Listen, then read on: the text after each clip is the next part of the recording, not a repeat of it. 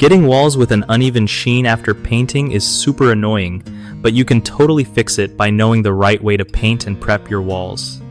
So, first off, make sure your wall surface is clean and smooth before you even think about grabbing that roller.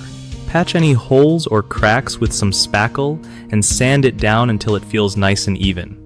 When you pick your paint, go for high quality stuff, because cheap paint can dry all weird and blotchy, making the sheen look uneven. Use a good roller with the right nap length for your wall texture. That means a shorter nap for smooth walls and a longer one for textured surfaces. Keep your paint consistent by stirring it well every time you dip your roller in. Don't overload your roller either. It causes drips and patches with different sheens. Paint in natural light if you can, so you spot spots that might look off before the paint dries. Last thing, try to keep a wet edge while painting so the layers blend better and don't dry patchy.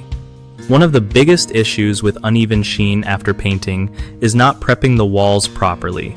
If your walls have dirt or bumps, the paint won't stick evenly, so fix those first. Another common problem is overbrushing or going back over drying paint too much, which messes with the finish.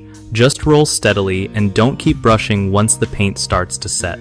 Lastly, using different types or batches of paint without blending them can cause sheen differences, so always mix all your paint in one big bucket before starting to keep the color and finish consistent. BigHomeProjects.com makes life easier by helping homeowners find top local contractors they can actually trust to get the job done right. It also helps contractors connect with people looking for their skills, making sure everyone wins on quality and reliability.